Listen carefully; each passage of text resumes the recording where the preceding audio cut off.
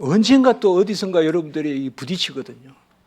그러니까 여러분들께서 이제 또 교회도 지도하시고 앞에서 리더하시고 또 청년들도 이끄시고 또 어떨 때는 그렇게 하시려면 그래서 제가 오늘 제가 아까 말씀같이 막 결심을 하고 왔는데요. 우리 집에 또 서울에 있는 또 안방 마님도 제발 앞부분을 그거는 넘어갑니다. 그냥 그렇게 하세요. 그러더라고요. 그런데 역시 지금 여기에 탁 걸려가지고 사실 뭐 해결 이런 거 이야기하려면 끝이 없거든요. 그 이제 슐라이마어도 또 82페이지에 보시면 사실 저는 그런 생각해요. 바르트 신학은 없어져도 슐라이마어 신학은 남을 것 같은데 왜냐하면 전체 신학을 거꾸로 뒤집어 놓은 사람이 슐라이마어거든요. 사실 바르트는 슐라이마어 그늘에 있다고 보면 됩니다. 크게 봤을 때는. 그의 그 조지신학 아까 말씀드렸던 그 책에 보면 처음부터 끝까지 뭐냐면 슐라이마어는 이 젊을 때 칸트의 추종자였어요. 칸트. 근데 칸트가 뭡니까? 칸트 철학이 하나님은 모른다는 겁니다. 불가지론. 왜요? 하나님은 바로 물 자체이기 때문에 현상계에 속하고 예지계에 속하고 현상계에 속하지 않기 때문에 칸트는 현상계에 속한 것은 지각할 수 있고 오성으로 지각할 수 있는 것만 지식의 대상이 된다고 봤거든요. 왜냐하면 칸트는 모든 것을 인간이 규정하잖아요. 이때까지는 대상이 스스로 말하는 같이 생각했다면 이제 인간이 그것을 규정하잖아요. 그러니까 다른 둥글다 이것도 인간이 둥글다 하니까 둥글다는 거예요. 그게 칸트 철학이에요. 그게 우리가 칸트가 천동설에서 지동설로 바뀌듯이 모든 인식의 코페르니쿠스적인 전환이라고 그러잖아요. 칸트에.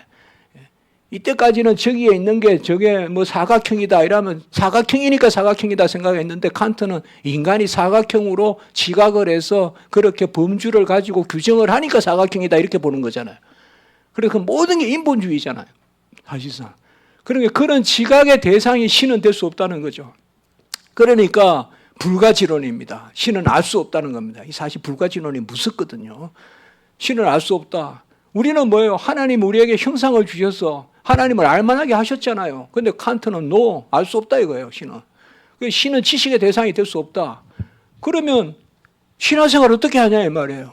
냉랭하단 말이에요. 그 냉랭한 가운데 그게 이제 계몽주의 시대의 교회의 모습이거든요. 그때 바로 이 슐라이마어라는 사람, 루터란의 목사 아들이고 또 본인도 설교를 잘했어요. 슐라이마어가. 대단한 설교자였어요. 그래서 뭐 성탄 전야 설교 이런 걸 보면 막 사람들 모여들고 이랬는데 이 슐라이마어는 고민을 한 거예요. 슐라이마어는 일단 칸트주의자예요. 칸트를 아주 좋아했어요. 그러다 보니까 칸트 철학에 따르면 신은 더 이상 지식의 대상이 될 수 없는데 그러면 교회에 와가지고 저렇게 교회 문화생활 하듯이 그냥 왔다가 그냥 옷만 잘 입고 살롱 문화생활 하듯이 교회 왔다가 집에 가는 이 냉랭한 교회를 어떻게 할 건가? 이 방관주의자들을 어떻게 할 건가? 하면서 책을 하나 씁니다. 기독교론, 종교론이라고 해서. 거기에서 무슨 이야기를 하는가 하면 하나님은 지식의 대상이 아닐지 몰라도 우리의 종교는 감정으로 종교를 접근한다. 그래서 이제 감정을 내세운 것입니다. 지식을 빼버리고 감정을 그 자리에 집어넣은 겁니다. 그게 슐라이마어 신학입니다. 이거는 일종의 계몽주의가 낭만주의로 바뀌는 거죠. 그러니까 슐라이마어는 낭만주의 시대의 그러한 신학자라고 볼 수가 있습니다. 그래서 슐라이마어는 82페이지 둘째 문단에 종교는 애적인 교리나 예배나 훈육이 아니라 신의식이나 감정이다. 우리 독일 말로 고테스 베부자인 게필 이렇게 이야기하는데요. 신의식 감정이다. 모든 것을 감정으로 그냥 뒤바꿔 놓은 게 슐라이마어 신학입니다. 그래서 셋째 줄에 보면 예수에 의해서 하나님이 사람 안에 존재하시는 방식, 예수의 감정, 예수의 신의식, 한 인간 예수의 신의식, 그게 신학의 대상입니다. 그리고 예수는 한 사람의 예로서 우리의 원형이 된다. 역시 아까 말씀을 드렸죠. 슐라이마어는 예수가 우리를 위해 죽으시고 값을 치르고 그 값으로 우리가 구원받았다 이런 게 없습니다. 바로 포르빌트란 말은 이그젠플입니다. 영어로. 한 예일 뿐입니다. 그리고 우르빌트란 말은 바로 스테레오타입이라고 번역할 수 있는데 원형이라는 뜻입니다. 예수는 그저 뛰어난 한 인간일 뿐입니다. 예수에게도 신의식이 있고 우리에게도 신의식이 있는데 예수의 신의식은 불변하는 신의식이고 우리는 뭐 기도원에 있다가 기도할 때는 불 속에라도 들어가는데 그리고 또 집에 올 때 되면 그냥 기도원에 버스 오면 새치기 하고 매일 그렇잖아요. 우리는 오다가 삼겹살 사 먹고 우리의 신의식은 왔다 갔다 한다 이거예요. 근데 예수의 신의식은 시장에 계실 때나 겟세마네에 계실 때나 십자가에 계실 때나 똑같다. 그래서 예수의 신의식은 절대 신의식이다. 그리고 절대 하나님께 의존한다. 절대 의존 감정. 그래서 신이다. 이게 말이 안 되죠. 그래서 신이다. 이게 말이 안 되는 거거든요. 이게 인간의 판단이거든요. 이게 슐라이마어입니다. 그러니까 예수는 한 사람일 뿐입니다. 심지어 어떤 말을 하느냐 하면 예수가 우리의 중보자고 우리도 예수의 중보자라는 거예요. 우리가 어떻게 예수의 중보자입니까? 중보가 되려면 나리의 값을 치르신 분이 나의 중보자시죠. 그러니까 세상에는 유일한 중보자 예수밖에 계시지 않습니다. 나리의 값을 치르신 분은 예수밖에 없으니까. 전 그래서 이단 이런 거 싫은 거예요. 이단은 뭐 당연히 싫어야 되지만 언제 나리에 죽어지겠냐 이 말이에요. 그런데 어떻게 이단이 그렇게 자처하냐 이 말이에요. 그 말이 안 되잖아요. 예수 나리에 죽으셨잖아요. 값을 치르시잖아요. 슐라이마어에는 그런 것이 없습니다. 그래서 83페이지 둘째 줄에 보면 신의식 가운데 하나님과 하나됨을 느끼는 내적 연합의 체험, 그리고 그 둘째 문단에 절대적 능력의 신의식, 이게 이제 소위 주정주의라고도 합니다. 감정을 중심으로 신학하는 주정주의, 우리가 주지주의, 주의주의, 주정주의 이런 거 있지 않습니까? 어쨌든 슐라이마어의 결론은 뭡니까? 인간입니다.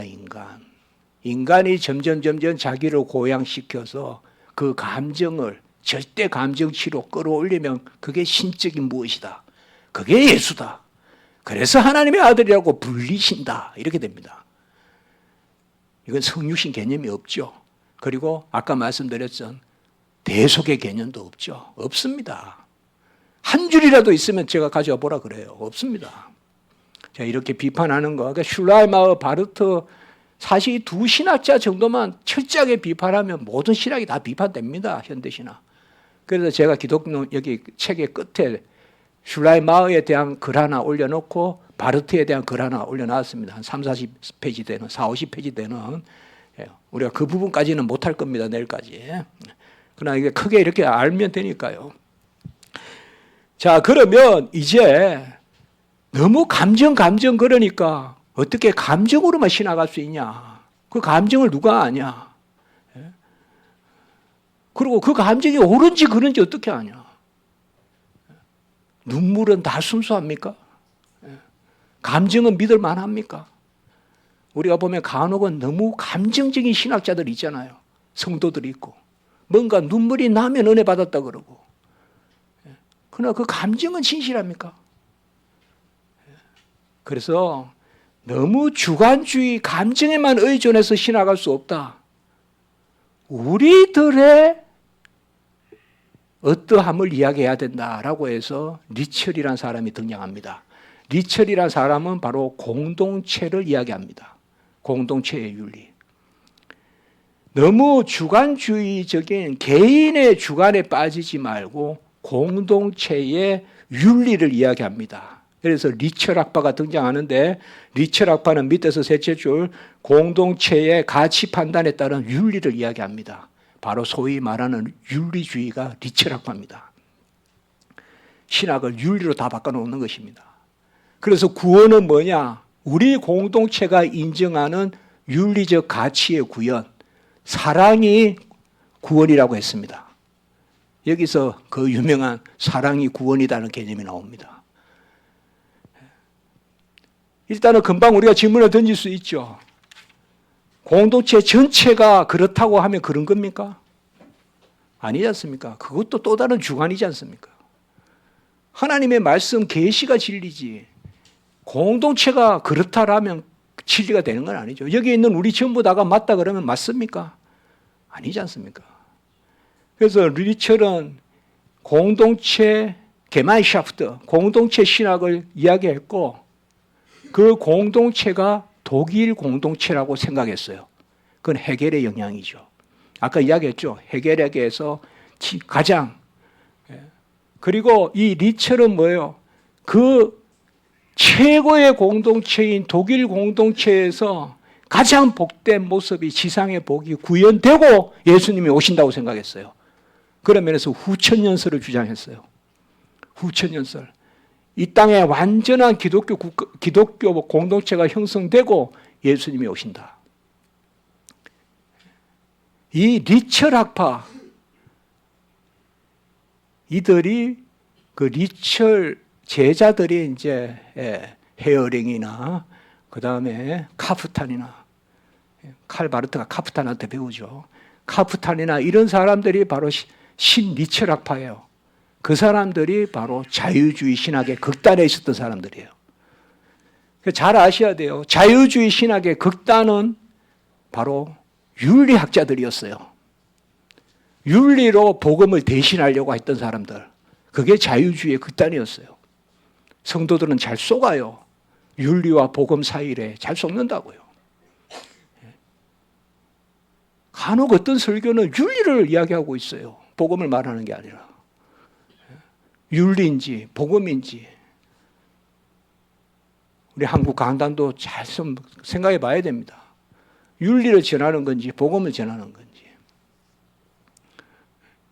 이 리처학파, 신리처학파를 상대로 신학을 지키려고 애썼던 분, 그 사람이 바로 대표적으로 바빙크예요.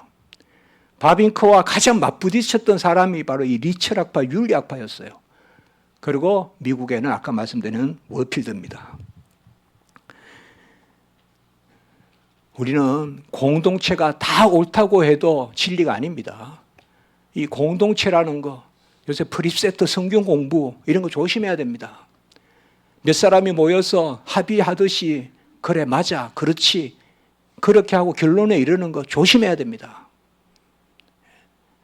1년 동안 배우고 2년 차에 가르치고 그런 거 하면 안 됩니다. 쉽게. 교리나 이런 것은 영적인 진리는 철저한 교육과 그래서 신학교가 필요합니다. 잘 가르치고 배워야 됩니다. 쓸데없는 것 같아도 이런 것도 배워야 됩니다. 이런 거 알 필요가 뭐가 있어. 그냥 내가 아는 게 아는 거지. 성경대로 신앙생활 하면 돼. 성경대로 신앙생활 하려고 배우는 겁니다. 성경대로 신앙생활 하면 돼 하면서 학교도 안 가고 신학교도 안 가고 그냥 내가 옳다라고만 이야기하는 그게 전부 다 이단입니다. 내가 옳다고요. 그래서 우리가 이런 것을 배웁니다. 공동체를 사실상. 그래서 이때는 조직신학이 없습니다. 그냥 헤어링이라는 학자는 윤리학으로 그냥 조직신학 책을 대신합니다. 우리가 복음을 전해야 됩니다. 되라고 설교하지 말고 이다라고 설교해야 됩니다. 되라라고 하라라고 설교하기 전에 이다라는 선언을 해야 됩니다. 예수 나리에 죽으셨네. 그래서 지극히 높은 것은 하나님의 영광이요 땅에서는 기뻐하심을 입은 사람 나에게 기뻐함이 있네. 이다를 선포해야 됩니다. 그리고 항상 기뻐하라 해야 됩니다. 예수 나리에 죽으시고 땅에서는 기뻐하심을 입었으니까 그가 너로 인하여 기쁨을 이기지 못하시고 우리가 그의 기쁨의 대상이 되니까 항상 기뻐하는 거지. 기뻐하세요. 기뻐하세요. 기뻐하세요. 기뻐하면 뭐 나무도 기뻐하면 잘 자라요. 맨날 그런 설교하면 안 된다 말이야. 온실에 무슨 음악을 틀어주었더니 나무가 더 잘 자라요. 잘 된다 잘 된다. 적극적 사고방식, 잘 되는 나, 목적이 이끄는 삶, 그러면 된다. 아닙니다. 복음입니다. 이다라고 선포해야 됩니다. 제가 신학생들에게 그래요. 제발 전도사 때 윤리적 설교 좀 내세우지 마라. 10편 복음 설교하고 윤리적 설교 한 편 정도만 해라. 매일 강단에 서면 뭐하라, 뭐하라, 뭐하라. 무슨 윤리 교사도 아니고 그렇게 하면 안 된다. 적용을 해야 되지 않습니까? 적용이 없는 말씀이 어디 있습니까? 우리가 꽃길이 있고 뱀길이 있으면 꽃길이다라고 진리를 알려주면 다 꽃길로 갑니다. 뭐 꽃길이 이래서 좋고 저래서 좋고 뱀길은 이래서 좋고 이래서 나쁘고 저래서 나쁘고 설명 안 해도 이다라고 선포하면 그것이 적용을 담고 있습니다. 살아계신 하나님의 말씀, 심령과 골수를 쪼개기도 하는 말씀, 그 말씀의 능력이 있는데 무슨 그렇게 적용을 하려고 하고 뭘 그렇게 애화를 들려고 하고 그러겠습니까? 그것은 부수적이라는 겁니다. 제 말은. 그게 전면에서만 안 된다는 겁니다. 저도 간혹 설교를 하면 성도님들이 오늘 은혜가 되었어요 이러면 아이고 이제 말씀을 받을 거구나 생각하면 뭐 아까 잠깐 이야기했던 거예요. 신학교 때 배고팠는데 그게 은혜가 됐다는 거예요. 신학교 때 배고픈 게 어떻게 은혜가 되냐고 그게. 뭐 나만 배고프냐고. 우리가 이겁니다. 윤리, 니처락파가 주는 교훈, 또 슐라이마가 주는 교훈, 감정도 아니고 윤리도 아니고 복음입니다.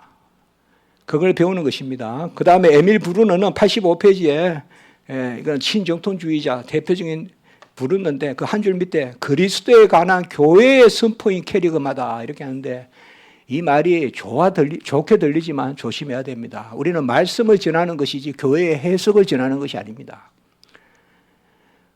많은 경우에 교회의 선포라는 말을 내세워서 또 자의적이 될 경우가 많습니다. 교회가 해석한 것이 진리다 말하고 말하면 안 됩니다. 성경 자체가 진리인 거지. 이런 것은 상당히 로마 캐톨릭적인 발상이고요. 실존주의적인 발상입니다. 그래서 브룬너 그리고 바르트는 아까 말씀을 했고요. 바로 86페이지에 보시면 셋째 줄에 바르트 사상이거든요. 바르트는 계시 사건이라는 게 있습니다. 바르트는 사실상 이 계시 사건이라는 것은 예수 그리스도가 계시 사건의 원래적 체험자입니다. 이건 뭐야? 하나님의 말씀을 깨달아 아는 것입니다. 근데 계시 사건이란 개념이 뭔가 하면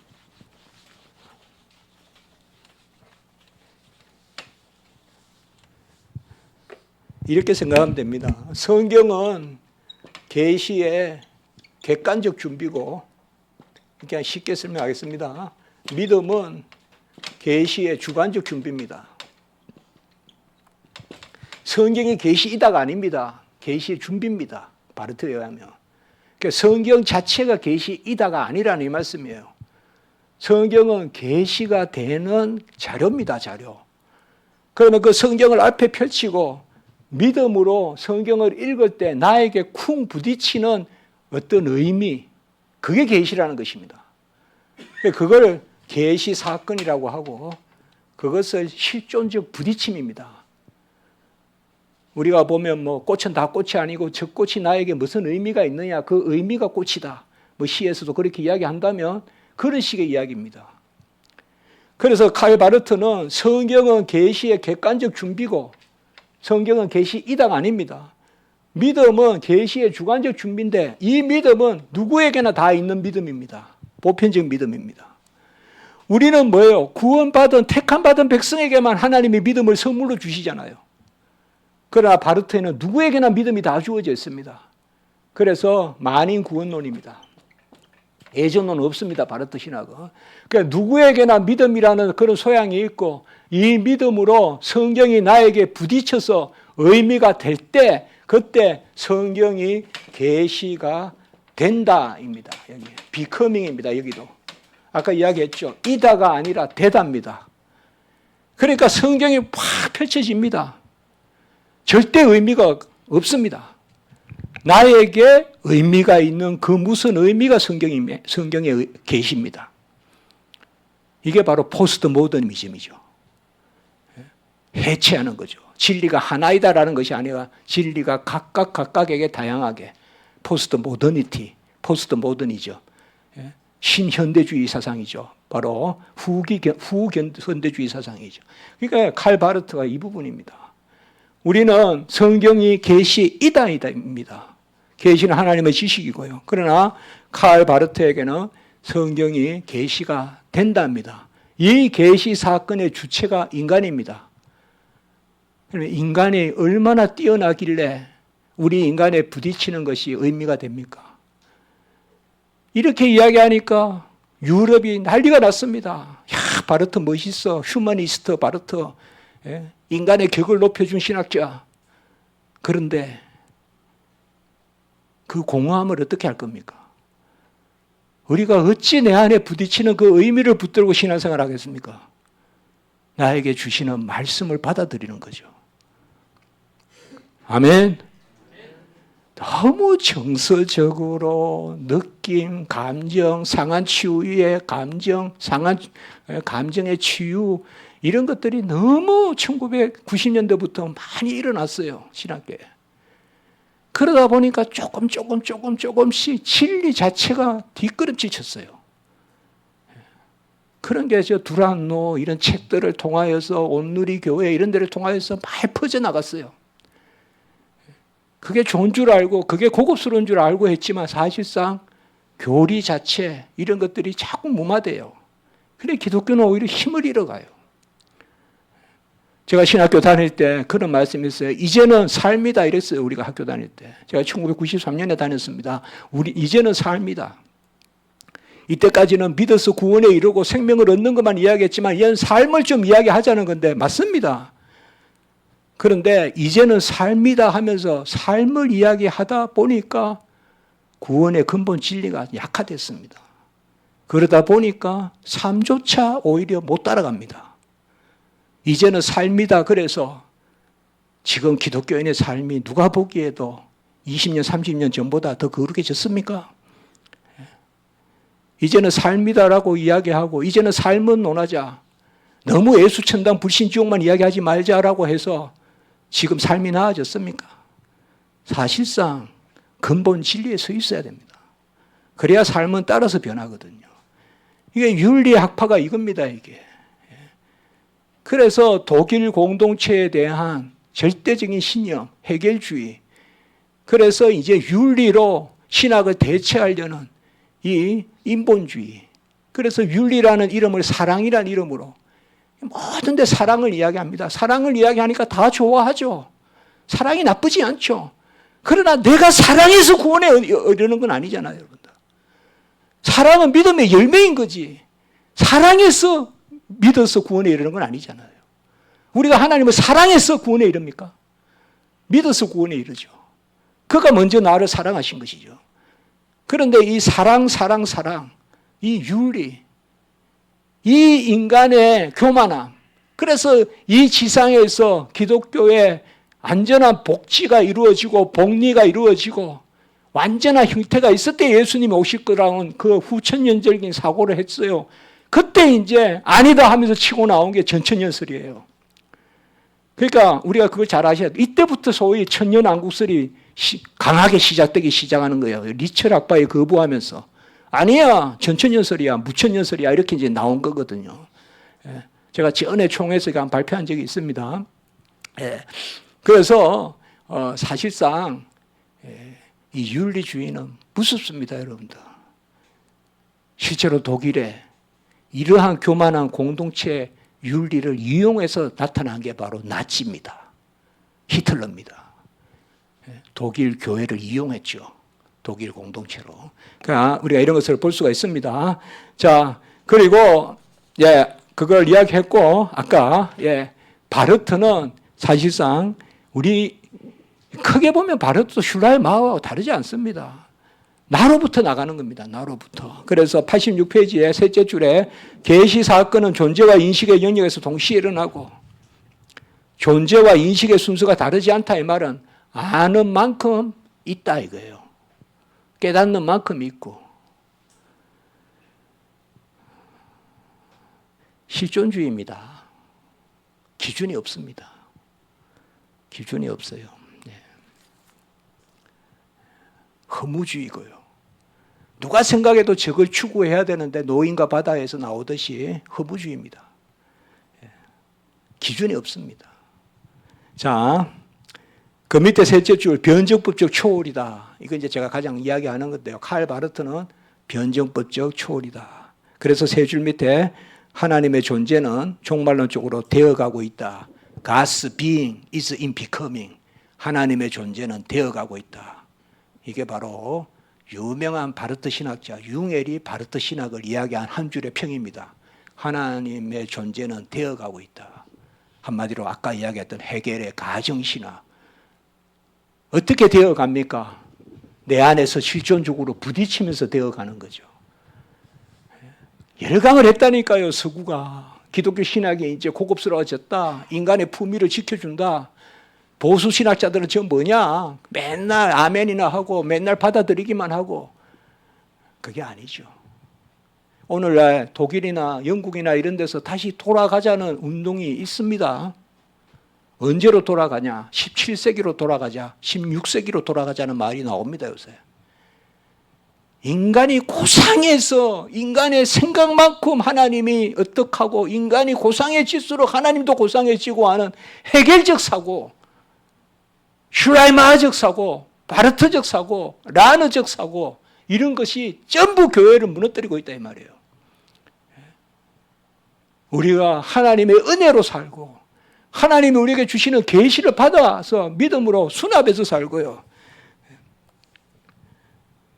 그래서 87페이지에 밑에서 셋째 줄 하나님의 존재에 참여한다 우리가. 거기까지만. 이게 이제 칼 바르트에 대한 비판입니다. 자, 이제 2장. 2장은 성경과 기독론인데요. 이 부분은 제가 그냥 넘어가겠습니다. 이건 왜냐하면 샘플입니다. 고린도전서 8장 6절 그리고 골로새서 98페이지에 1장 12절 20절인데요. 상당히 중요한 부분입니다. 골로새서 거기 98페이지만 보실까요? 12절에서 14절까지는 왼쪽에 한번 적어 보실랍니까? 구속주 혹은 구원주라고 적고 12, 13, 14 이렇게 종선을 그으시고요. 개인 구원이라고 적으시고요. 그 다음에 15절에서 16절, 17절까지는 창조주라고 적으시고요. 그 다음에 거기에는 우주구원 이렇게 쓸 수도 있습니다. 우주구원. 그리고 다시 18절, 19절, 20절에는 종선을 긋고 다시 구속주라고 적고 교회구원. 그 여기에 골로새서 이 부분에 보면요. 제가 다 읽지는 않겠지만 개인 구원과 교회 구원 그 중간에 창조의 하나님 만물보다 먼저 나시고 그가 만물보다 먼저 계시고 그래서 초대 교회 때의 이 예수님에 대한 기독론은 만물을 지으시고 붙드시는 아까 히브리서 1장 2절 3절 말씀을 드렸는데 그게 강하게 나타납니다. 저도 이번에 외국에 가서 코끼리도 보고 기린도 보고 하마도 보고 코끼리가 그냥 제 앞에 코끼리가 지나간 건 아니고요. 기린이 지나갔습니다. 기린이.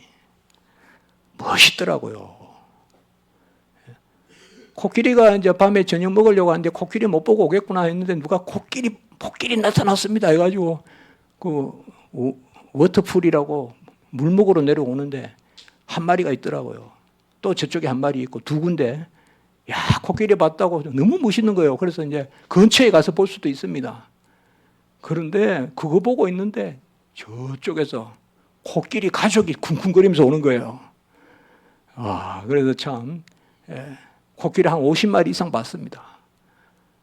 코끼리도 보고 하여튼 뭐 많이 봤습니다. 아, 하나님의. 그래서 제가 우리 성도님에게 그랬어요. 야, 동물원에서 보는 코끼리하고 다르더라. 어떻게 다르냐 묻길래 저도 모르게 동물원에서 보는 코끼리는 조금 조화 같고 거기서 보는 코끼리는 진짜 생화 같더라. 그건 진짜 코끼리 같아요. 깨끗해요. 동물원의 코끼리는 뭔가 묻어 있고 뭔가 비실비실하고 이러잖아요. 미안하죠. 사실 동물은 없애야죠. 근데 거기 코끼리는 깨끗해요. 그래서 우리 개혁 신학은 칼빈이 이야기했듯이 일반 은총, 특별 은총, 일반 계시, 특별 계시, 창조 중보, 구속 중보 다 끌어안는 거거든요. 우리 서철원 교수님, 은사님께서도 서철원 교수님도 창조 중보자에 대한 박사 논문을 썼잖아요.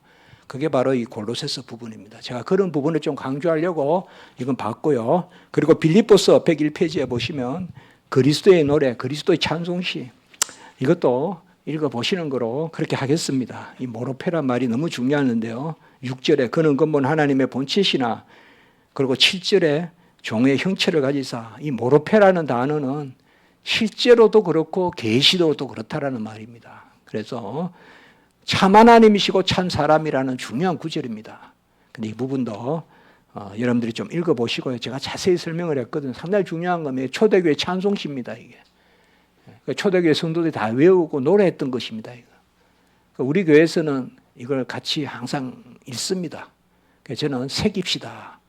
그러니까 찬미라고 합니다. 찬송이라고도 안 하고 고백이라고도 안 하고 찬미라고 합니다. 그냥. 그러니까 그렇다고 하고 인정하고 감사하고 고백하고 그 찬미. 우리 교회에서는 이거 하거든요. 그러니까 보시고요. 이 부분도 또 넘어가겠습니다. 이 부분에 대해서 104페이지 보시면 제임스 더는 그냥 은유다 뭐 이렇게 이야기하고 그 다음에 106페이지 보시면 앤티 라이스는 그냥 메시지에 부과하다. 그래서 저는 다 이거 앤티 라이스나 제임스 더는 잘못됐다는 거죠. 이들로 인하면 참 하나님을 인정 안 하는 거예요. 이렇게 되면. 여러분 제임스 더는 안 됩니다. 갈수록 더 극단화됩니다. 안 됩니다. 제임스 더는. 전혀 신학계 지금 뉴 퍼스페이티브 극단에 가 있습니다. 다. 앤티라이트도 안 됩니다. 여러분들. 그렇게 이야기했고요. 제가 108페이지부터 그렇게 설명을 했습니다. 자, 이 부분도 그냥 넘어가고요. 115페이지 보시기 바랍니다. 115페이지에 보면 아까 역사적 예수 연구라는 말씀을 드렸잖아요. 그게 대표적인 사람이 바로 115페이지에 한 10줄 밑에 스트라우스, 르낭 이런 사람입니다. 그래서 각주 227번에 보시면 믿음의 예수와 역사의 예수는 다르다라고 이야기하는 거. 이게 바로 소위 역사적 예수 연구가들의 전제입니다. 그래 믿어. 믿는 거는 그대로 믿어. 그러나 역사는 아니야. 우리는 그렇지 않습니다. 믿음의 예수와 역사의 예수는 같습니다. 우리에게는. 그렇게 믿습니까? 우리는 부활을 역사적 사건으로 믿습니다. 동정의 잉태를 역사적 사건으로 믿습니다. 그래서 스트라우스나 르낭 그리고 그 하르낙은 자유주의 신학의 대변자이지 않습니까? 자유주의 신학의 최고봉이고요. 베를린 대학교입니까? 하르낙에 또 영향을 많이 받았어요. 배웠어요. 바르트. 이 하르낙이 뭐라 했냐? 예수는 믿음의 대상이 아니라고 했습니다. 그의 종교론에서 하르낙은. 그래서 하르낙은 예수를 믿는 게 아니라 예수도 아버지 믿으라 그랬다. 예수는 믿음의 대상이 아니라 우리도 예수를 믿는 것이 아니라 예수 같이 믿어야 된다. 이게 하르낙의 생각입니다. 그러면 삼위일체론이 없어지고요. 예수는 믿음의 대상이 될 수 없습니다. 주 예수를 믿어라 이런 말은 전부 다 잘못된 겁니다. 하르낙에 의하면. 예수는 나를 믿으라 하지 않았다는 거예요. 하나님을 믿으라 했지.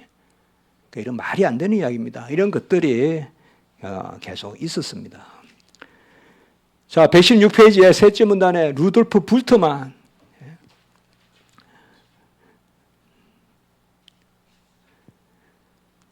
불트만은 밑에서 넷째 줄 예수의 메시지는 신약의 일부가 아니라 전제로 다루어져야 된다라고 이렇게 이야기하는데요.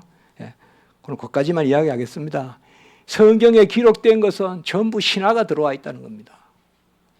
유대교의 묵시 사상 그리고 철학 그런 게 들어와 가지고 부활 사상도 만들었고 부활이 있어서 부활이 아니라 그냥 부활의 사상이 있었다는 것입니다.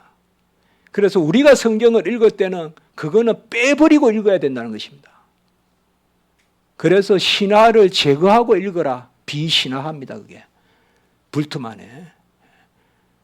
그러나 성경의 부활은 유대교에서 나온 게 아닙니다. 유대교에는 부활 사상이 없습니다. 부활 사상은 성경에 고유한 것입니다. 부활 교리는. 그러니까 이런 게 있어요. 불트만입니다. 슈바이처는 117페이지에 알버트 슈바이처, 우리가 아는 슈바이처입니다. 슈바이처는 유명한 신학자입니다.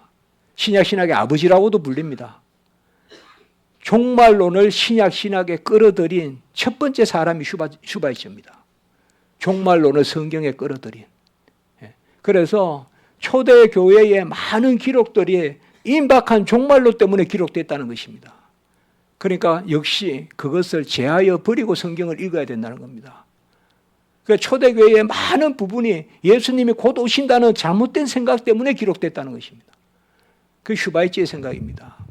이 슈바이처 이런 책들은 여전히 많이 읽히는데요. 이렇게 저렇게 빼고 나면 슈바이처는 그때나 지금이나 변함없는 것만 믿으면 된다. 그러면 나중에는 윤리밖에 안 남습니다.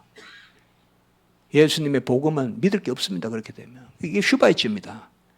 그의 생애는 너무 아름답지만 선교사로서 슈바이처는 의사로서 선교 간 것이 아니라 선교를 하려고 의대에 갔습니다.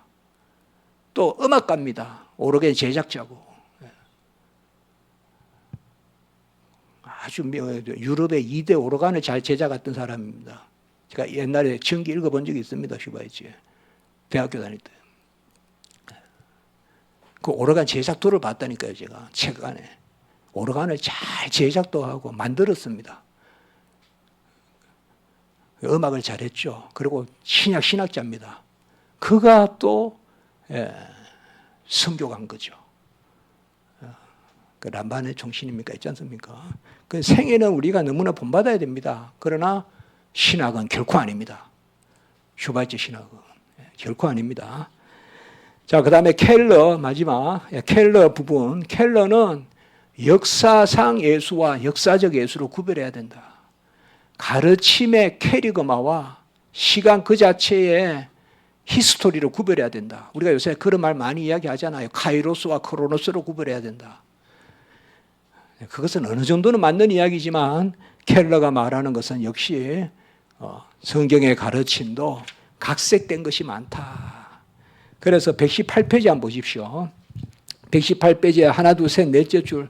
우리는 성경 때문에 그리스도를 믿는 것이 아니라 그리스도 때문에 성경을 믿기 때문이다. 맞습니까? 틀립니까? 우리는 성경 때문에 그리스도를 믿는 것이 아니라 그리스도 때문에 성경을 믿기 때문이다. 틀리죠. 이게 켈러의 이야기입니다. 그리스도 때문에 성경을 믿는다 이라면 우리가 그리스도에 대한 어떤 지식을 확립하고 그리고 성경을 보고 틀린 건 빼버리라는 것입니다. 그겁니다. 자, 이 정도로 하고요. 이제는 진짜 넘어가겠습니다. 바로.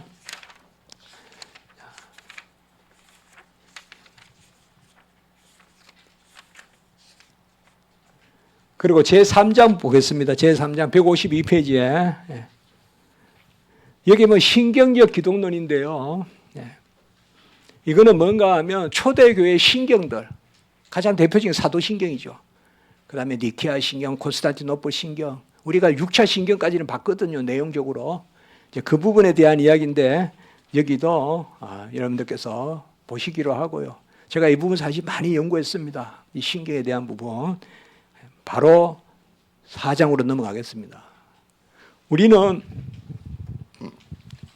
1차에서 이렇게 생각하시면 됩니다.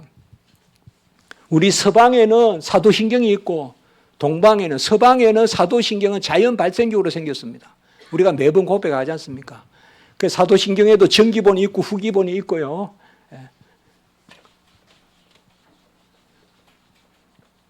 동방에는 종교회의에서 교리가 형성됩니다. 종교회의에서. 그래서 1차 종교회의가 니케아 신경이고요. 니케아 신경. 여기에 보시면 162페이지에 보면 사도신경과 니케아 신경이 있죠. 162페이지에 사도신경은 어거스틴이 말한 바 간결하고 장엄한 신앙의 규범이고 단어의 수에 있어서는 간결하나 문장의 무에서 장엄하다. 칼빈도 이 사도신경을 가장 격찬했거든요. 기독교 강요에서. 누차 사도신경이 최고다. 맞습니다. 사도신경은 자연 발생적인 것입니다.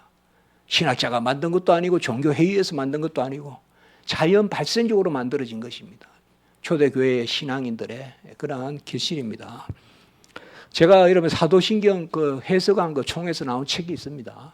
나중에 혹시 저 대신대학교는 그거 가지고 아예 교재를 했었거든요. 그러니까 나중에 한번 참조해 보시면 되겠습니다. 자, 여기도 제가 오래 머물지 않겠습니다. 그러니까 사도신경, 니케아 신경,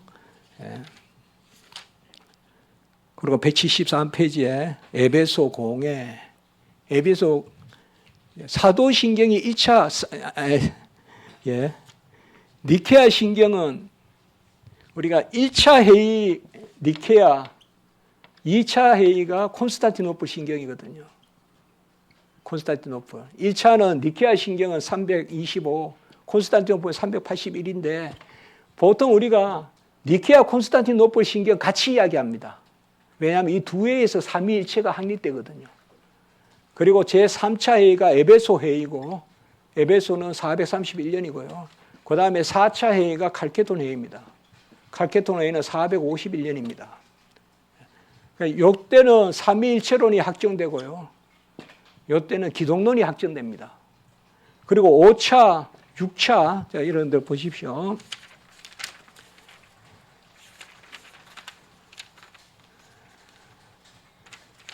(173페이지) 에베소 공의에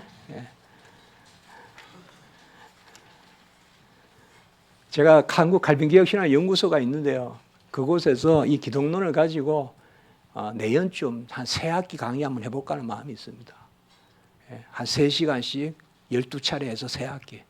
그러니까 천천히 하려고요. 근데 지금은 우리가 이걸 볼 수가 없습니다. 시간상. 그리고 아주 깊이 봐야 되고요. 그래서 그런 부분은 참조하시고요.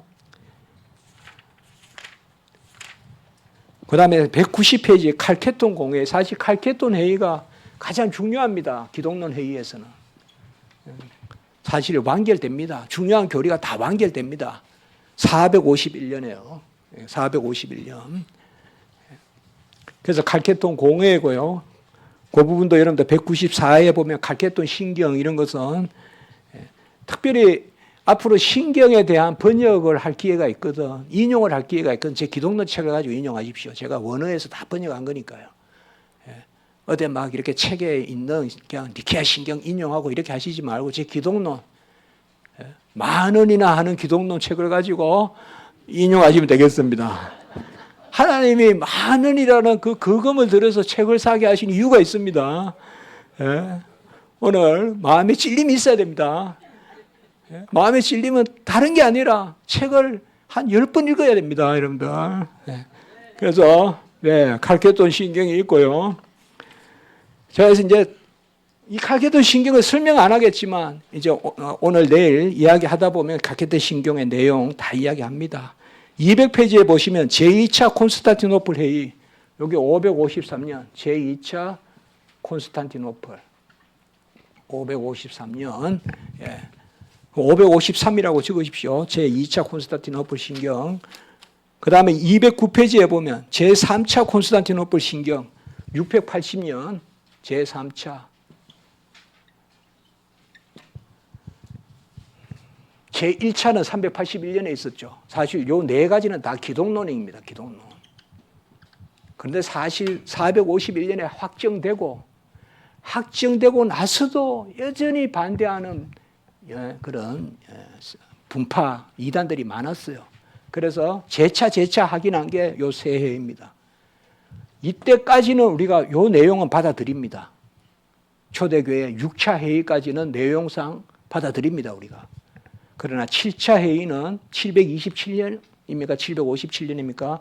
7차 회의는 우상을 인정하는 회의이기 때문에 안 받아들입니다. 이때부터. 그러니까 초대교회 6차 회의까지는 받아들이고 1차, 2차에서 삼위일체가 확정되고 3차에서 6차까지에 걸쳐서 기독론이 확정됩니다. 그리고 초대교회 삼위일체론 기독론이 확정되고 구원론은 언제 확정이 되느냐? 구원론은 회의에서 확정되는 게 아니라 어거스틴과 펠라기우스 논쟁에서 확정이 됩니다. 그래서 어거스틴이 언제 사람이냐?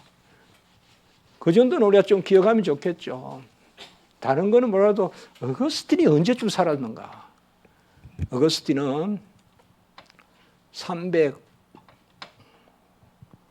354년인가에서 430년까지 살았습니다. 어거스틴이 꽤 오래 살았습니다. 354년은 354 아니면 353인데요. 354년에서 430년까지 어거스틴이 살았습니다. 그러면 어거스틴은 칼케톤 회의 전에 죽었습니다. 그래서 혹자는 아직까지 어거스틴에게는 칼케톤 회의와 같은 그러한 신학이 없다라고도 이야기하는데 아닙니다.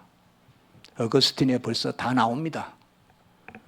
그래서 저는 어거스틴은 칼케톤 전에 칼케톤 주의자다 이렇게 부릅니다. 제가. 그러니까 그런 것들은 또 나중에 제가 말씀을 드리겠습니다. 자, 어쨌든 우리가 기독론이 형성이 되고 교회 고백이 되고요. 214페이지에 보시면 아타나시우스 신경. 아타나시우스 신경은 아타나시우스가 쓴 게 아닙니다.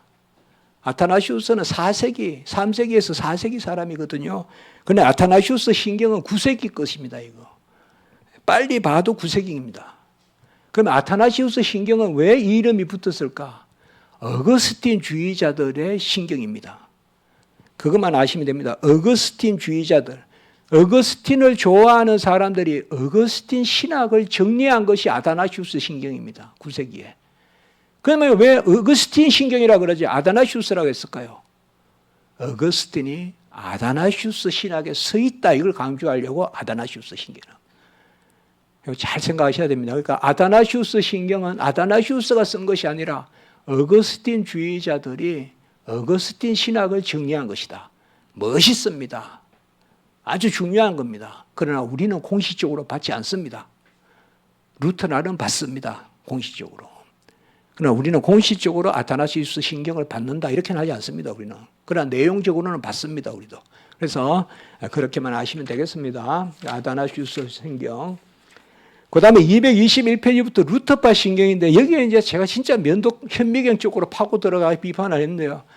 루터의 신학은 우리가 보기에는 로마 캐톨릭이 보기에는 루터와 칼빈을 거의 같이 봤습니다. 로마 캐톨릭 항상 비판할 때. 그러나 칼빈은 뭐예요? 우리가 보기에 루터라는 아직까지 로마 캐톨릭적 요소가 많습니다. 우리 개혁신학자들이 봤을 때. 기독론도 그렇고 구원론 틀립니다. 루터란들이 많이. 아까 율법관도 그렇고요. 종말론도 그렇고 많이 틀립니다. 루터란. 그거 아시면 됩니다. 루터의 신학과 칼빈의 신학이 같다. 이 말은 절대 할 수 없는 이야기입니다. 그러나 루터가 이신칭의 교리 이런 것을 강조해서 종교개혁의 포문을 연 것은 맞습니다. 그러나 신학을 정교하게 완성한 것은 칼빈입니다. 많이 차이가 납니다. 그중에 가장 많이 차이 나는 영역 중에 하나가 바로 위켓적 연합교리입니다. 그건 우리가 내일쯤 제가 한번 설명해 드릴게요. 예. 내일쯤. 예. 그래서 루터파 신경 이 부분 제가 많이 또 연구했습니다. 두꺼운 책이 있거든요. 캠리치라는 사람이 쓴. 이 부분도 여기서는 나누지 않겠습니다. 자, 그래서 우리 개혁 신경들은 뭐냐? 236페이지에. 사실상 젊은 사람들은 교리서를 읽고 나이가 들어갈수록 신경을 읽습니다. 어떻게 보면 소요리 문답을 최고 잘 가르칠 수 있는 분은 은퇴하신 목사님이십니다. 소요리 문답은 젊은 사람이 가르친다 이렇게 생각하면 안 됩니다. 사실 신경을 가르치기가 가장 어렵고 쓰기도 어렵습니다. 이만큼 책 쓰기보다 딱 요약해서 아이들 가르치는 소요리 문답, 대요리 문답 어렵지 않습니까? 그래서 목회하시면서 제가 웨스트민스터 신앙 고백서도 또 이렇게 CE에서도 다 하고 한 적도 있지만 기독신문에 또 34면가 연재했지 않습니까? 전면으로. 그런데 조금 성가시더라도 신경은 항상 보셔야 됩니다. 요리, 문답, 신경 이런 것은 항상 옆에 두고 막 그냥 거창하게 가르치는 게 아니라 차근차근히 이런 게 여기 나타난다 하면서 좀 가르쳐야 되거든요. 그래서 개혁파 신경들, 개혁파 신앙 고백 신경 그것을 이야기합니다. 그래서 뭐 크게 줄만 좀 쳐보겠습니다. 236페이지 보면 제1차 헬베틱 신앙고백서인데 헬베틱은 스위스 신앙고백서입니다. 제1차 신앙고백서 그리고 요거는 내용적으로 쩌빙글의 영향이 강합니다. 어떤 부분은 우리가 배제해야 됩니다. 그런데 237페이지 제2차 헬베틱 신앙고백서는 이건 불링거가 좀 많이 쓰는 건데 칼빈의 영향이 큽니다. 이거는 헬베틱이란 말은 스위스의 형용사라고 보면 됩니다. 그러니까 앞으로 제2차 헬베틱 이게 자주 이야기됩니다. 그 다음에 이제 칼빈을 그냥 갖다 쓰고 갖다 뺏겨다 주다시피 한 게 바로 불란스 신앙고백서입니다. 불란스를 갈리칸이라고 하거든요. 237페이지 두째 문단에 갈리칸 신앙고백서. 이건 그냥 칼빈이 그냥 써서 갖다 준 겁니다. 이거는 그냥 갈리칸 신앙고백서. 그 238페이지에 내용까지는 말하지 않겠습니다. 여기에 너무나 중요한 부분들이 많이 나오는데요. 금방 줄쳐볼까요? 그래도 238페이지의 둘째 줄 그리스도가의 육체가 영적으로 실제적으로 현존한다. 이게 영적 임재설입니다. 성찬에 있어서 영적 임재설. 이 갈리칸 신앙고백서에 나옵니다. 영적 그러나 실제적입니다. 상징적이지 않고. 상징적이다 이러면 쩌빙 걸리거든요. 우리는 영적 임재설은 영적으로 임재하나 실제적 임재입니다. 영적이라고 상징적이라 그러면 안 됩니다. 성찬 거행할 때. 우리가 그것을 보고 마음속에 깊이 새기고 그것을 보고 마음속에 우리가 무슨 그 뜻을 헤아리고 너무 그렇게 자꾸 이렇게 상징으로 가면 안 됩니다. 이것이 내 몸이다, 내 살이다, 내 피다, 이다라고 그것도 선포해야 됩니다. 그 영적 임재설입니다.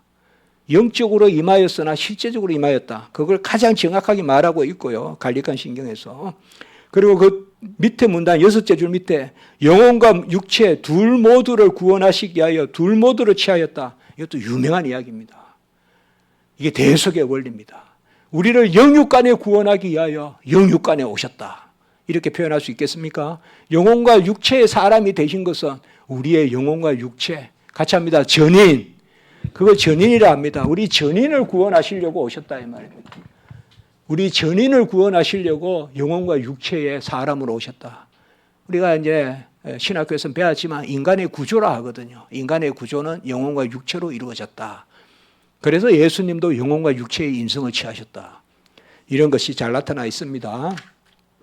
그리고 240페이지에 둘째 문단에 도르트 신경. 도르트 신경은 둘째 줄에 제한 속죄, 이게 핵심입니다. 이게 제가 논문을 썼는데요, 하나. 제가 세계 신학계에서 이야기한 겁니다. 제한 속죄가 핵심입니다.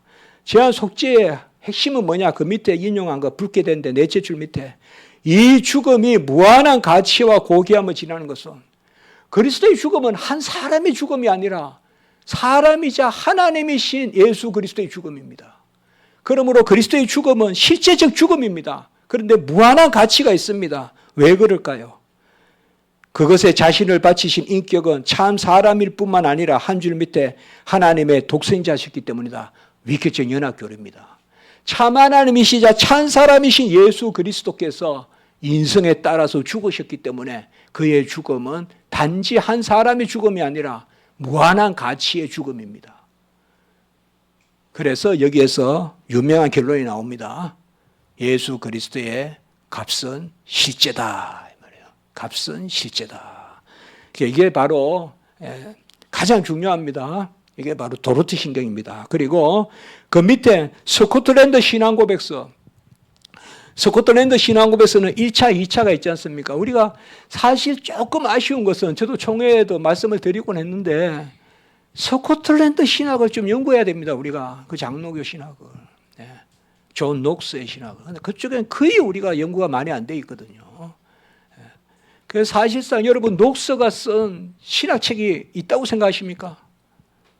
녹스는 그저 막 그냥 트럼펫이다 해가지고 큰 소리로 외치고 녹스는 대단했거든요. 스코틀랜드의 메리 여왕은 아무도 상대를 못하는데 메리 여왕을 상대한 게 존 녹스거든요. 존 녹스는 메리 여왕보다 더 상대 못할 사람이거든요. 아주 대단했습니다. 키가 크지는 않았는데 대단했어요. 존 녹스가. 그 존 녹스가 기초한 것이 스코틀랜드 신앙고백서예요. 종교개혁 때는요, 파렐이든 녹스든 전부 막 대단한 사람들이에요. 옆에 가기가 힘든 사람들이에요. 하나님의 저주가 있을 거라 하면서 칼빈을 데려가고 이랬어요, 파렐이. 그러나 이 사람들이 다 조지신학자였어요. 오늘날 종교 지도자들이 교리에 좀 더 해박해야 됩니다.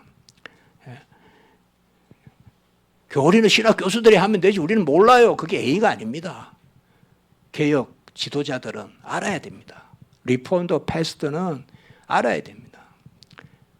어쨌든 여기도 보면 지금 스코틀랜드 신앙 고백서 좀 주목하시기 바랍니다. 아주 아름답고 잘 썼습니다. 녹스가 기초였고요. 제2차는 멜빌 이렇게 다 기초하는데요. 녹스가 신앙 고백서를 씁니다. 치리스도 쓰고요. 스코틀랜드 치리스 유명한 거 있지 않습니까? 여기에 보면요, 기독교 강요가 그대로 들어간 곳이 많습니다. 이것이 나중에 어디에 영향을 많이 미칩니까? 웨스트민스터 신앙 고백서에 영향을 미칩니다. 이게 그 스코틀랜드에서 대표자들이 내려가거든요. 그래서 아예 신학 부분은 그들에게 맡겨버리거든요. 웨스트민스터 신앙 고백서 작성할 때. 그래서 웨스트민스터 신앙 고백서가 그런 맥락 가운데 칼빈의 신학이 흐르는 거거든요. 그것에. 자, 그리고 241페이지에 웨스트민스터 신앙 고백서. 거기에 보시면 한 줄 밑에 삼위일체와 기독론 교리가 역동적으로 다루어지고 성도의 구원 서정과 삶이 함께 강조된다. 그런 부분 이야기했고요. 242페이지의 셋째 줄, 웨스트민스터 신앙 고백서가 보혜사 성령을 그리스도의 영이라고 특정해서 부르시는 것은 역사상 단번에 다 이루신 의를 전가해 주시는 은혜를 부각시키기 위한 것이다. 저는 다시 말씀을 드리지만은 하이델베르크 신앙 교육서가 좋고 웨스트민스터 신앙 고백서는 뭐 좀 나쁘다 자꾸 이런 식으로 사유하는데 그거 잘못된 생각입니다. 그거. 누가 뭐라 그래도 웨스트민스터 신앙 고백서가 최고입니다. 최고의 신학의 정점에 있는 게 웨스트민스터 신앙 고백서입니다. 하이델베르크는 신앙 교육서입니다. 교육서하고 고백서는 다릅니다. 자꾸 하이델베르크 신앙 교육서, 특별히 이제 뭐 주로 유럽이나 이런 데서 신앙 하이델베르크 자주 인용하고 하이델베르크는 위로라는 개념이 많이 나오고 그러니까 훨씬 부드럽고 저도 미국 가서 한 학기 동안 하이델베르크 신앙 교육서 배웠거든요. 3학점을. 좋죠. 그러나 그것이 자꾸 마치 웨스트민스터 신앙 고백서는 잘못되고 따분하고 어떤 분들은 율법주의라고도 하고 그 말이 왜 나옵니까? 그런 말들이. 그럼 웨스트민스터 신앙 고백서 좀 바로 이해해야 됩니다. 우리가. 감히 제가 말씀을 드리지만 최고의 신앙 고백서입니다. 웨스트민스터 신앙 고백서가. 최고입니다. 언약 신학의 핵심이고요. 제1장이 성경론인데 1장 성경론이 가장 잘된 것입니다. 그게. 그 성경론의 성경 영감으로 전체를 끌고 갑니다. 웨스트민스터 신앙 고백서가. 그리고 그리스도의 이 대속의 교리, 언약 신학 잘 전개되고 있습니다. 너무 쉽게 우리 선배들의 신학을 쉽게 도마에 올려서 한마디 툭툭 하듯이 하면 안 됩니다.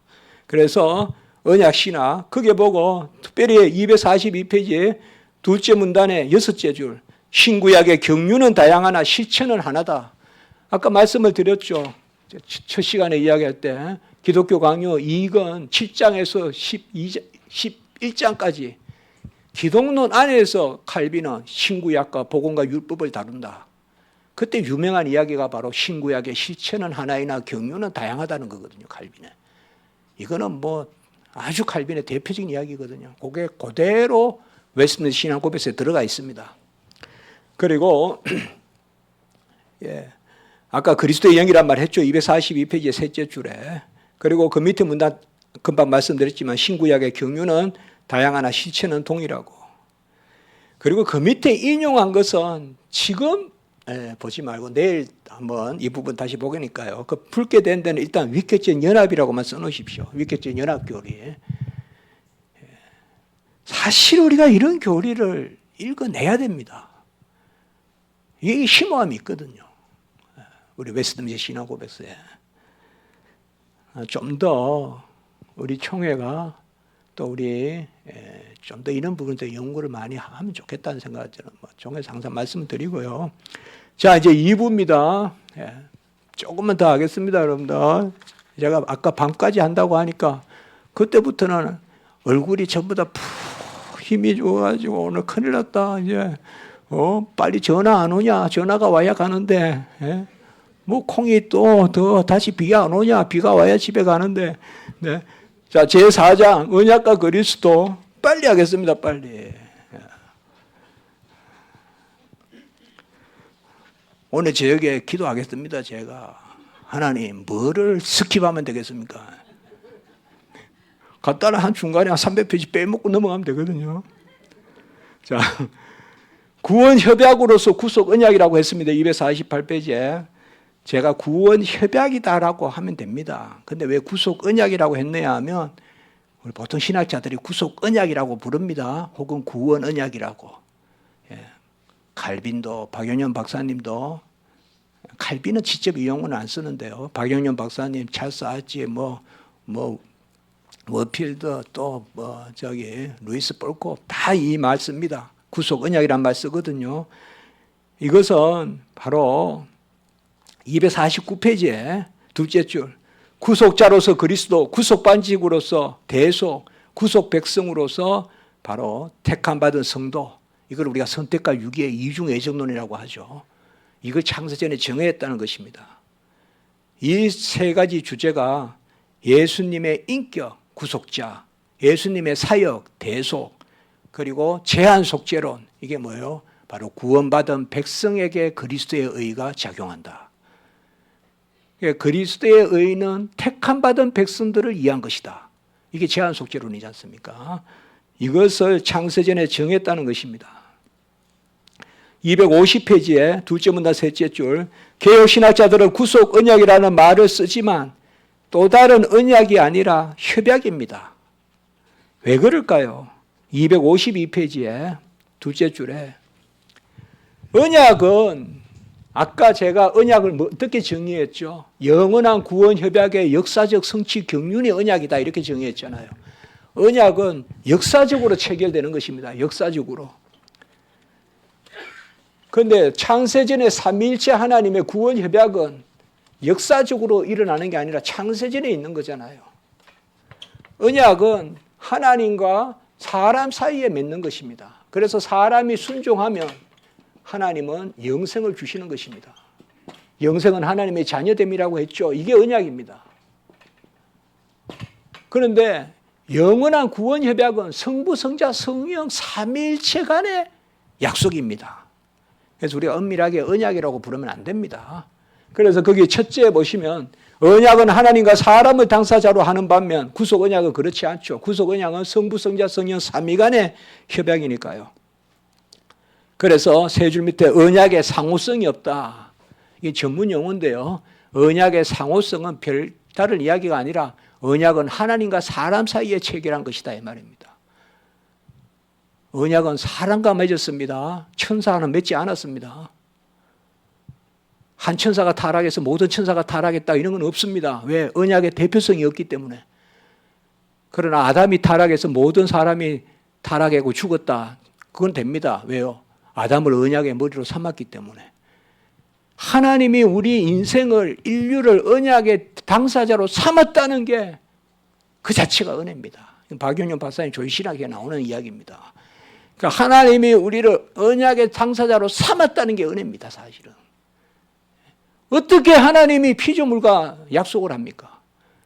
그러니까 언약은 하나님과 사람 사이에 맺은 것입니다. 두 번째, 언약은 역사상 체결된 것인 반면 구속 언약은 창세 전에 맺은 것입니다. 셋째, 언약은 지음받은 사람의 순종이 요구되는 반면 구원 협약은 그렇지 않습니다. 삼위일체 하나님의 협약입니다. 그 다음에 넷째, 언약은 조건을 불행시할 때 그때는 뭐요? 먹으면 정령 죽으리라. 형벌이 규정되나 구속 언약, 구원 협약에는 그렇지 않습니다. 그리고 다섯째, 언약에는 머리가 있고 머리에는 전가가 있습니다. 그게 대표의 원리라고 쓰시면 됩니다. 구원 협약에는 대표의 원리가 없습니다. 이렇기 때문에 창세전 삼위일체 하나님의 구원 작정은 언약이라고 말하면 안 됩니다, 사실은. 그런데 왜 언약이란 말이 붙었을까요? 이건 하란의 콕체우스이란 신학자 이후로 너무 언약을 넓게 사용했어요. 그래서 구속 언약이라는 말을 써왔습니다. 언약신앙, 우리 개혁파에서, 개혁주의에서. 그렇게만 생각하시면 됩니다. 그래서 창세전 삼위일체 하나님의 구원 작정은 구원 또 다른 언약이 아니라 삼위일체 하나님의 협약이다. 그렇게만 아시면 되겠습니다. 그리고 254페이지의 마지막 문단에 찰스 하치는 구원의 계획이라고 했습니다. 이 구원 협약을 미국의 신학자들은 Plan of Salvation이라는 말을 많이 씁니다. 구원의 계획이다. 그 정도로 생각하시면 됩니다. 유명한 책을 씁니다. 찰스 하치가 구원의 계획이라고. 여러분 타락전 애정설, 타락 후 애정설은 여기서는 보지 않겠습니다. 그것도 제가 나름대로 많이 연구를 했는데요. 어쨌든 전텍스를 후텍스는 다 개혁 신학자들입니다. 후텍스를 이야기하니까 이단이다 이런 식으로 말하면 안 됩니다. 그렇게 말하면 바비커도 이단이고 하치도 이단이고 다 이단됩니다. 너무 그렇게 가격하게 이야기하면 안 됩니다. 전텍스, 후텍스는 시간의 문제가 아닙니다. 하나님의 마음의 문제입니다. 타락전 애정설을 주장하던 타락 후에, 저는 타락전 애정설에 가깝습니다. 타락전 애정설. 왜요? 그것이 그리스도의 의의 증가를 설명하는 데 뛰어나기 때문에 타락전 애정설입니다. 창세전에 예수 그리스도의 의의 증가, 그것을 창세전에 작정하고 인류를 창조했다. 이게 제 믿음이니까요. 그렇다고 해서 타락 후 애정설은 이단이다 이렇게까지 말하면 그런 말씀은 안 됩니다. 너무 쉽게 막 자꾸 그렇게 이야기하면 안 됩니다. 타락 전 애정설이든 타락 후 애정설이든 개혁 신학자들 여기서 이것을 주장한다는 자체가 벌써 창세전 구원 협약을 인정하는 사람들의 이야기입니다. 그걸 아셔야 돼요. 세상에는 구원 협약 자체를 부인하는 학자들이 더 많아요. 우리는 아까 이게 제일 오른쪽에 구원 협약부터 다룬다 했잖아요. 그걸 지금 다루고 있잖아요. 구원 협약을 아멘하는 사람들은 개혁 신학자들이에요. 창세전에 삼위일체 하나님의 구원 작정, 짓기도 전에 구원을 작정하셨다는 겁니다. 어떤 마음에서 이것이 두 가지 입장이 나오는 것입니다. 전텍스, 후텍스. 시간의 순서가 아니라는 것입니다. 후텍스주의자들은 타락 이후에 하나님이 작정했다고 말한다. 이렇게 말하면 안 된다는 겁니다. 그건 전혀 잘못 이해하는 겁니다. 일단 그까지만 하고요. 여기도 그냥 또 넘어가겠습니다. 자, 언약의 264페이지에 언약은 첫 언약은 행위 언약이고요. 264페이지에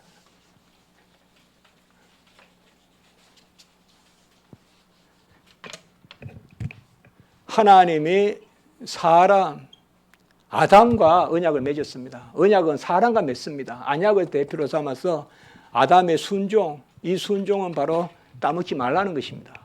소극적 순종입니다. 하라는 것이 아니라 하지 말라는 것입니다.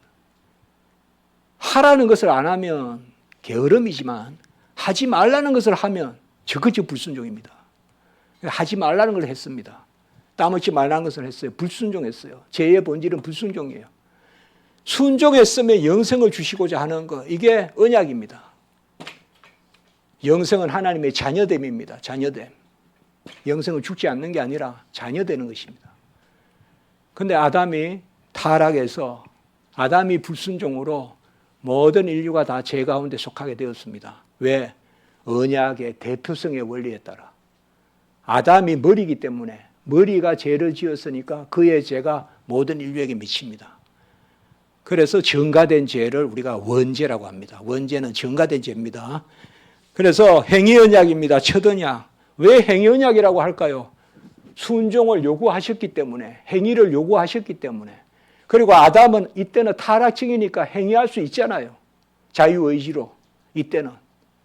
그래서 이때 언약을 우리가 행위 언약이라고도 하고, 영생을 주시고자 했으니까 생명 언약이라고도 하고, 아담과 맺었으니까 아담 언약이라고도 하고, 에덴 동산에서 맺었으니까 에덴 언약이라고도 하고, 이런 말들. 그 다음에 첫 번째 맺었다고 해서 첫 언약이라고도 하고, 이 모든 말들이 웨스트민스터 신앙고백에서 죄소 이름답이 다 나오는 단어들입니다.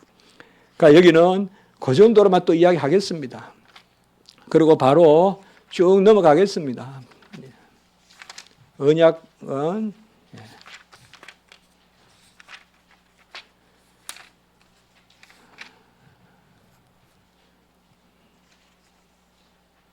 274페이지에 보시면요. 두째 문단, 우리는 다음과 같은 이유에서 아담에게 주신 선악과 규례를 행위 언약으로 보아야 한다. 첫째, 언약이란 단어가 없다고 해서 유효한 언약이 없는 것이 아니다. 둘째, 언약에 필요한 요소가 다 있다. 호세아 6장 7절에 보면 그들은 아담처럼 언약을 여기고 라는 말이 나옵니다. 여섯 번째, 성경이 전하는 아담과 그리스도의 유비, 이게 가장 중요한 것이죠. 언약의 대표성의 원리. 한 사람 아담으로, 한 사람 그리스도로. 그래서 그 부분 주치시고요. 276페이지에 칼빈의 언약가는 그 마지막 줄 276페이지에 개혁 신학자들은 자신들의 언약 신학을 세우는 기초로 칼빈의 율법관에 주명했다. 칼빈의 율법은 아까 말씀을 드렸죠. 율법에 명령이 있고 약속이 있고 그 성취가 그리스도다. 그래서 278페이지 둘째 문단, 칼빈은 그리스도의 대속을 다루면서 그가 이 땅에 오셔서 율법에 계시된 하나님의 약속을 성취하셨음에 부착한다. 이게 우리 신학입니다. 그리스도가 다 이루셨다. 모든 의를 다 이루셨다. 그 순종 개념, 완전한 순종 개념, 그런 개념들이 나옵니다. 요새 순종에 대한 이야기 많은데. 자, 279페이지의 둘째 문단 둘째 줄, 로고스와 노모스의 문제. 말씀과 로고스는 예수님이잖아요. 노모스는 율법이잖아요. 그래서 그리스도와 율법, 이게 바로 신학의 두 주제거든요.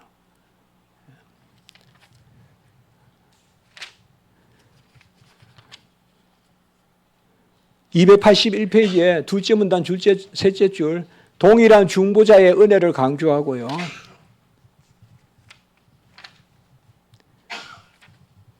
그 다음에 285페이지에 보시면 은혜 언약. 자, 이제 첫 언약은 행위 언약입니다. 그런데 더 이상 행위할 수 없습니다, 인간이. 전적 타락하고 전적 무능하고 아무도 하나님 앞에서 의지를 가지고 선을 행할 수 없습니다. 이제 자유의지가 상실됐습니다. 그러면 하나님은 언약을 폐지합니까? 하나님은 결코 시작하셨던 것을 그저 그만두지 아니하십니다. 하나님은 은혜의 언약을 체결하셨습니다. 그 은혜는 바로 믿음을 보시는 것입니다. 이제는 행위가 아니라 믿음으로써 영생을 주시는 것입니다. 그러면 여기 사람은 누구하고 언약을 체결합니까? 노아와 아브라함과 쭉 이삭과 야곱과. 그럼 잘 아셔야 됩니다. 노아와 언약을 맺었고 아브라함과 언약을 맺었을 때 이들의 공로를 보고 영생을 주신 게 아닙니다. 이들의 믿음을 보고 영생을 주시고자 하신 것입니다. 이걸 우리가 은혜 언약이라고 합니다. 은혜 언약. 구약의 모든 언약은 다 은혜 언약입니다. 모세의 언약도 은혜 언약입니다. 모세는 율법을 행하여 지킴으로 구원에 이른다. 아무도 지킬 자 없습니다.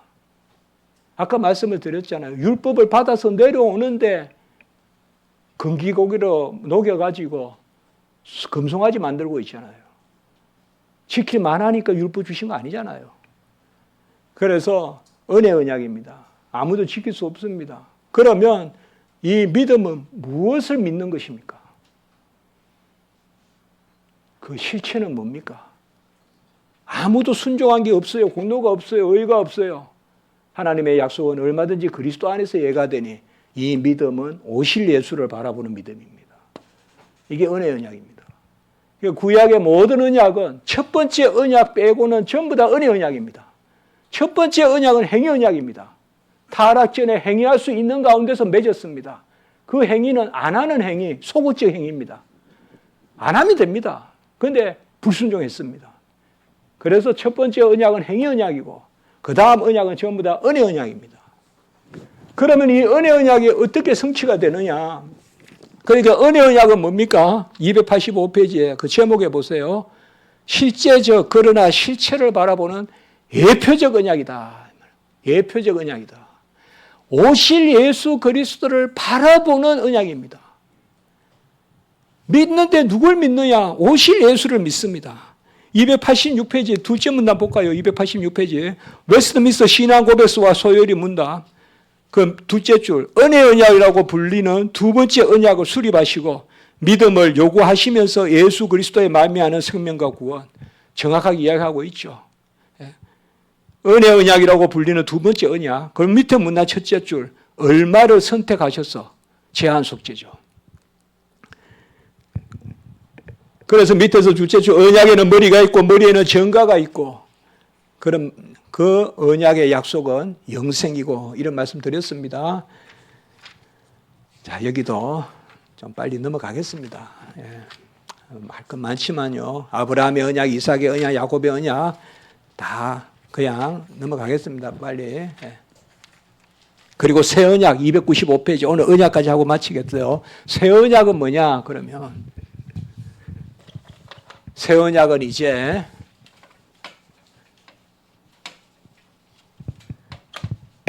언약은 하나님과 사람 사이에 체결하는 거거든요. 새 언약은 하나님과 사람 사이에 하나님이시자 사람이신 예수 그리스도께서 새 언약의 중보자가 되십니다. 새 언약의 중보자. 메시데스 카이네스 디아데케스 아까 나왔지 않습니까? 새 언약의 중보자. 예수 그리스도입니다. 예수 그리스도는 하나님께 순종합니다. 이게 그리스도의 순종입니다. 그래서 의를 이루십니다. 의의 성취. 이제 우리는 예수님을 믿습니다. 믿음. 그리고 그 믿음을 우리의 것으로 전가해 주십니다. 이게 새 언약입니다. 새 언약은 예수 그리스도께서 하나님이시자 사람이신 예수 그리스도. 중개자는 A도 아니고 B도 아니고 C가 중개자라면 중보자는 A이자 B이신 분이 중보자입니다. 중보자는 유일하신 한 분밖에 없습니다. 예수 그리스도. 그분은 하나님을 향해서는 순종하셨습니다. 여기에서 이제 당하신 순종, 행하신 순종 그런 개념들이 우리가 논의가 됩니다. 예수님께서 순종하셨습니다. 그래서 모든 의를 다 이루셨습니다. 이것은 보면 뭐예요? 행위 언약의 성취죠. 사실 이 부분은 예수님께서 다 이루신 거죠. 순종을 하셔서 다 이루신 거죠. 그리고 우리는 이제 뭐예요? 예수 그리스도를 믿어서 그의 의를 우리 것 삼아 주셔서 구원에 이르죠. 이제는 예수를 믿는 거죠. 우리가 주 예수를 믿어라 너와 내 집에 구원을 얻으리라.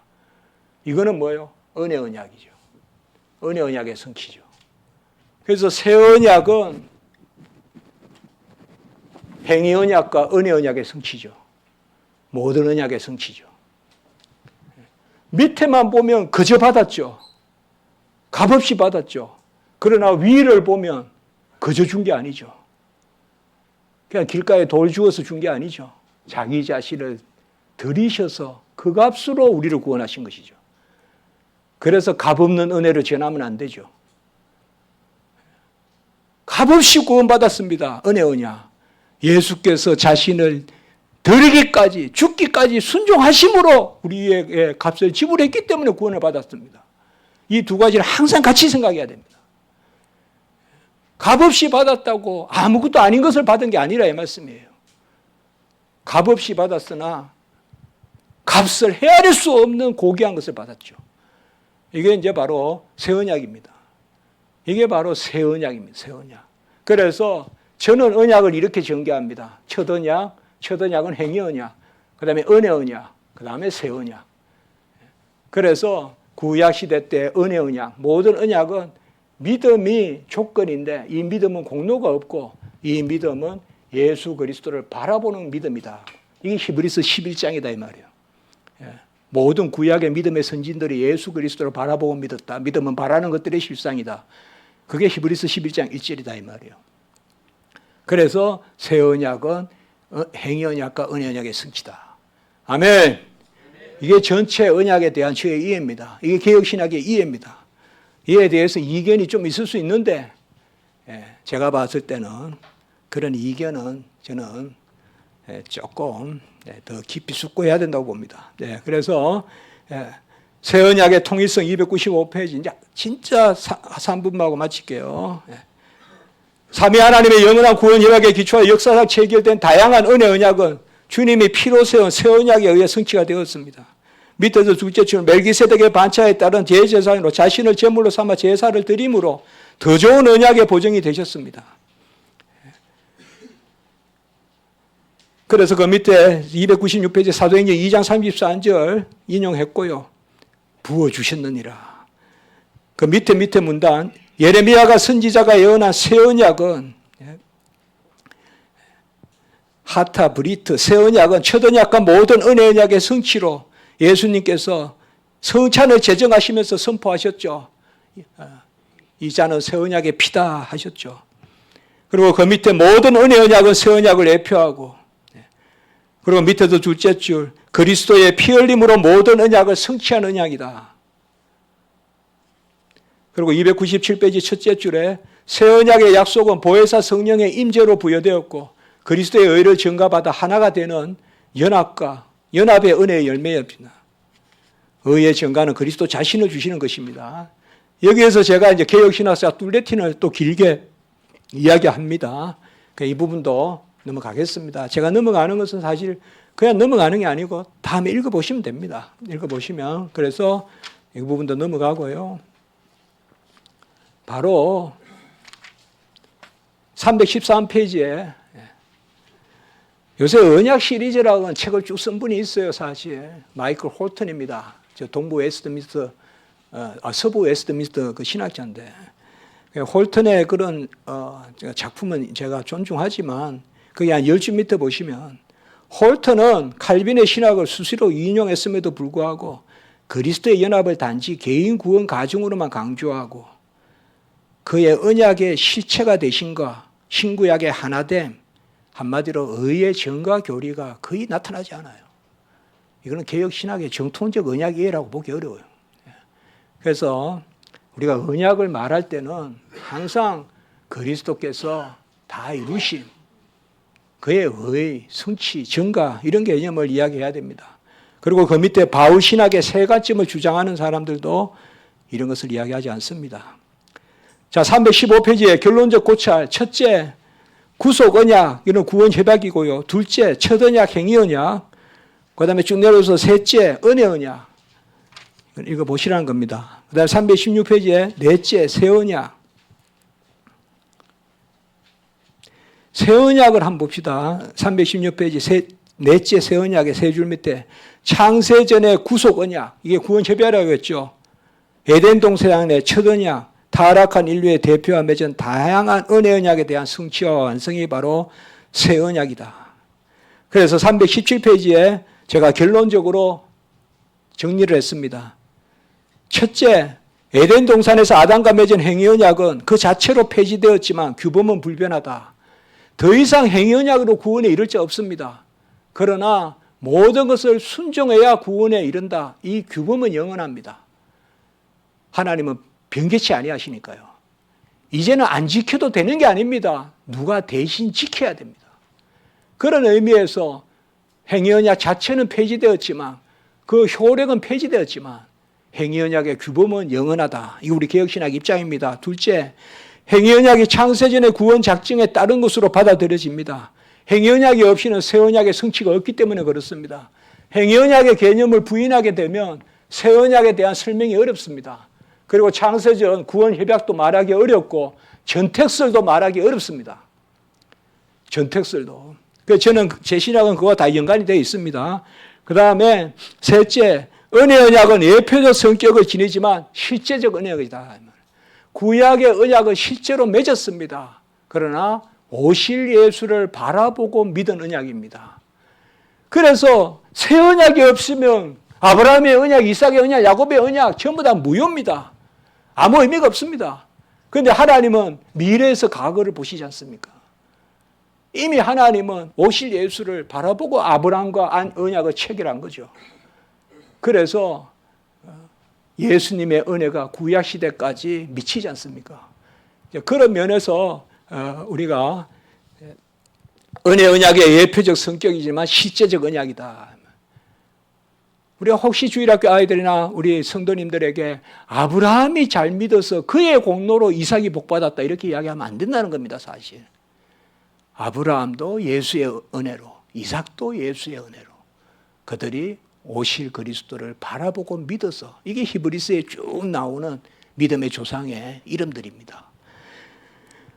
그 다음에 넷째, 새 언약은 행위 언약과 은혜 언약의 성취다. 이게 창세전의 구원 작정이 이루어졌다. 그래서 오늘 아침에 이야기했던 부분들이 여기까지 다 설명이 된 겁니다. 창세전 구원 협약이 이 언약을 통하여서 성취되었다.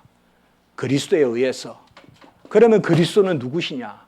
그리스도는 무엇을 행하셨느냐? 그의 행하신 것의 가치는 뭐냐?